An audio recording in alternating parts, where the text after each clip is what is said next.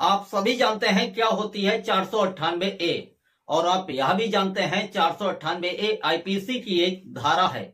और आप यह भी जानते हैं पत्नी जब पति पर या उसके परिवार वालों पर दहेज प्रताड़ना की शिकायत थाने पर दर्ज कराती है तो एफआईआर में 498A धारा लिखी होती है। इसलिए हम 498A पर बिल्कुल बात नहीं करेंगे, बल्कि हम इस बात पर बात करेंगे यदि पति पर 498A के तहत एफआईआर दर्ज हो जाए और उसके बाद क्या होता है प्रोसेस। और मैं समझता हूं हर पति 498A की एफआईआर दर्ज होने के बाद का प्रोसेस जानना भी चाहता है।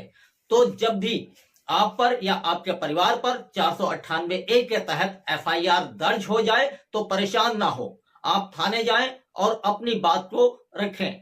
यदि पत्नी ने आपके परिवार वालों को झूठा फंसाया है तो आप विवेचक को यह बात बताएं कि आपके परिवार वालों को झूठा फंसाया जा रहा है। यह बात हम इसलिए कह रहे हैं क्योंकि पुलिस आपको गिरफ्तार नहीं करेगी, बल्कि आपकी फाइल को मीडिएशन में भेज देती है ताकि आपका समझौता हो जाए और घर ना टूटे। यदि सेटलमेंट नहीं होता है तो आपके केस की फाइल वापस थाने चली जाती है।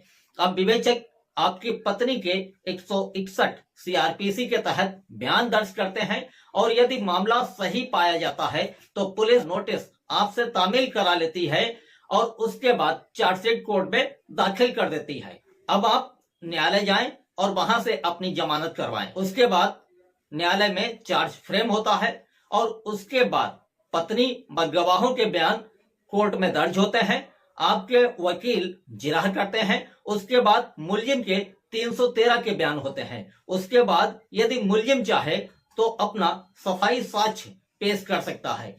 फिर फाइनल बहस होती है। उसके बाद केस का डिसीजन होता है। कहने का मतलब है 498 से डरे नहीं बल्कि लड़े, क्योंकि जो व्यक्ति आरोप लगा रहा है उसे ही आरोपों को साबित करना पड़ता है। इसलिए अपना मनोबल बनाए रखें। अब हमें दें इजाजत और आप बने रहें एडवोकेट चैम्बर के साथ।